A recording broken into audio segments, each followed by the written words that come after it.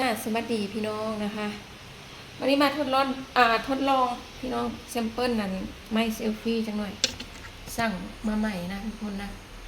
ซูมได้ซัมนี้เราเบิ่งซูมแล้วได้ซัมนี้พี่น้องได้เท่านี้จริงๆนะคะยืดเบิ่งแล้วเมื่อกี้นี่ได้ซัมนี้แล้วโอเคอยู่นะทุกคนโอเคนะคะมาล้างถ้วยล้างซ้ำกันในห้องครัวพี่น้องจ๋านะคะงานบ้านถ้าได้เอาขยะไปทิ่มดูเจ้านะว่าเสียเอาขยะไปทิ่มพี่น้องถ้าได้ไปทิ่มงานบ้านคือเก่าเด้อพี่น้องเด้อนะในคลิปเสาเดือนก็เกี่ยวกับชีวิตประจำวันเสาเดือนเองนี่แหละพี่น้องนะคะเพราะว่าสิเป็นงานแม่บ้านล้างถ้วยล้างซ้ำนะคะเอาขยะไปทิ่มกิจกรรมภายในบ้านกินกาแฟดื่มกาแฟกินข้าวกินน้ำอะไรชีวิตบ้านของเฮาอีหลีพี่น้องนะนะคะนี่กลับมาค่ะคือเก่าคือเดิมนั่นละพี่น้องเลยขออนุญาตแล้วพี่น้องเด้อมาตั้งไว้พี่ละไม่เซลฟี่เขาก็ได้ไม่เซลฟี่ก็มาเมื่อนี้แหละพี่น้องทดลองใส่ก็โอเคอยู่พร้อมนะคะพร้อมมันผมที่สวยงามนะมาพร้อมกันเลยมันก็เลยแซมเปิลใส่นะคะผมเสริมบุคลิกของเรานะคะมาล้างถ้วยล้างชามก่อนสิไปทิ่มขยะเลยเอาสัมภาระสาวน้อยพี่น้องสัมภาระสาวน้อยจังเป็นอย่างเลยพี่น้องชมพูน้ำกับ2 ขวดเอาวางไว้นี่ก่อนสิล้างหุงข้าวล้างไว้กันหน่อย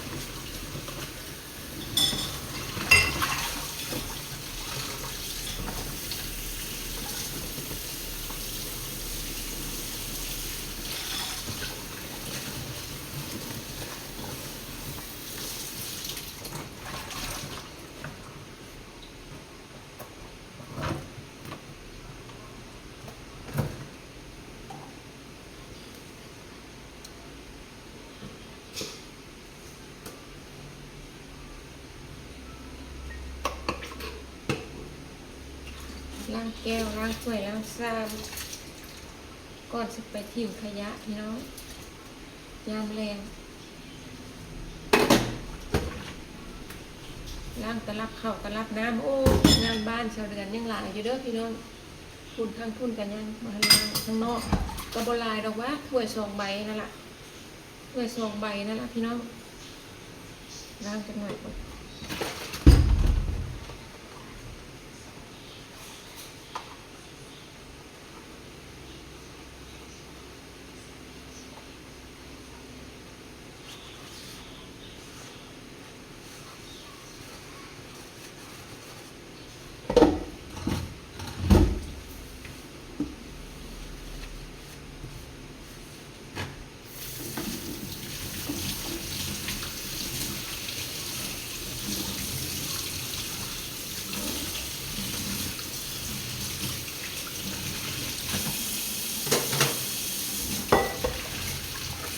แล้วก็จะไปทิ้งขยะเด้อพี่น้อง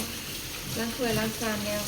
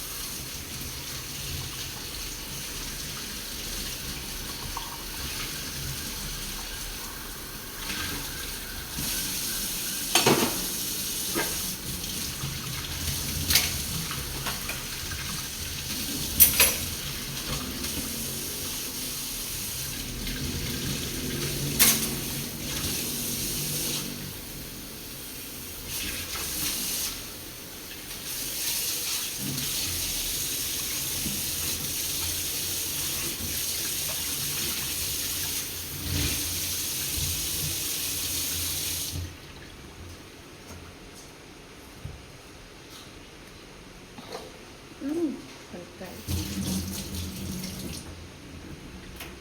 เรียบร้อยแล้วล้างถ้วยล้างชามก็ได้นะคะไปล้างอยู่ข้างนอกมาเนี่ย ล้างถ้วยล้างชามข้างนอกมันมีอยู่2 ใบพี่น้อง2-3 ใบเนี่ยจะเดือนมากเข้ามาน้ำเพื่อลูกสาวว่าเราบ่ได้มาหรอกถามแล้วล่ะลูกสาวเนี่ยลูกสาว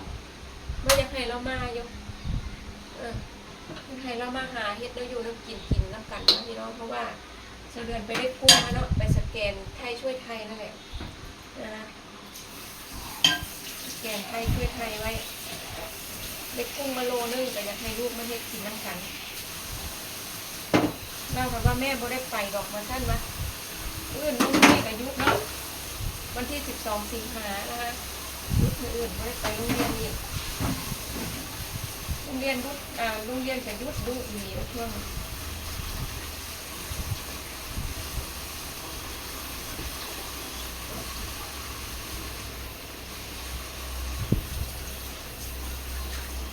โรงเรียนกับยุทธโรงเรียนกับยุทธดู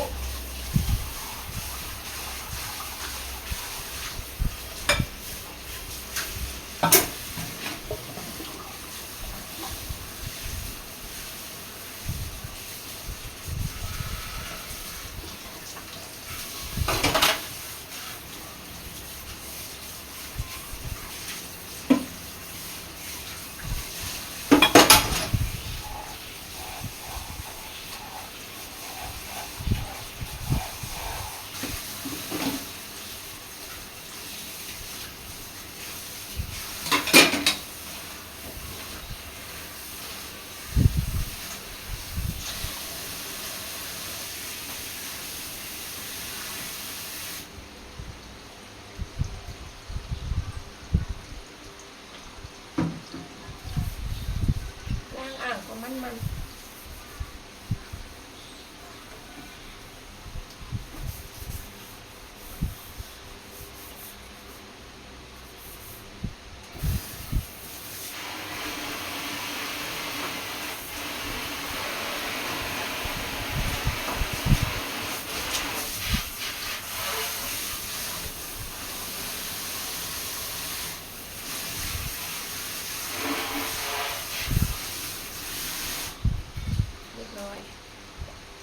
เรียบร้อยคนสั่ง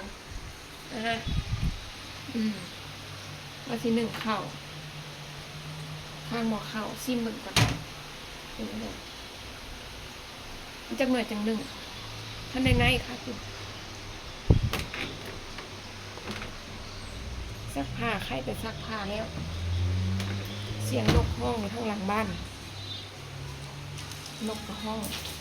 เสียงเกิดแจ้งอยู่นี่เลยเปิดหน้าของบอกปิดฝาไว้เสื้อผ้า2 ตัวไปไว้ไหมนี่เอาเสื้อผ้าไปไว้ก่อนนี่2 ตัวนี่เธอเอามาวางไว้นี่เร็วๆไปเร็วๆนุ้ย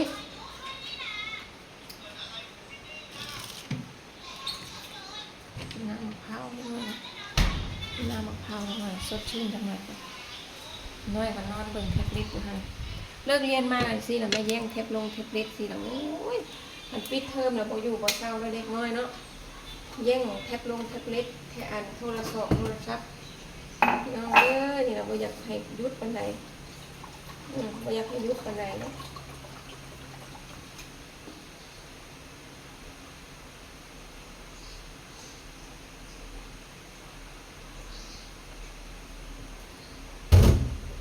ก็เช็คชื่อคนจักหน่อย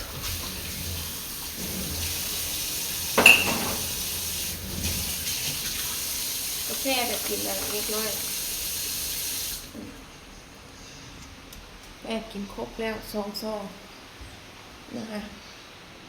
ปรุงกาแฟเข้าไป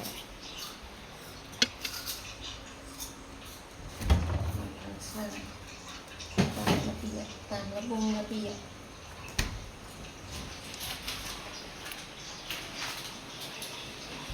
ขอบคุณหลายๆรับชมคลิปพี่น้องนะคะสวัสดีจ้า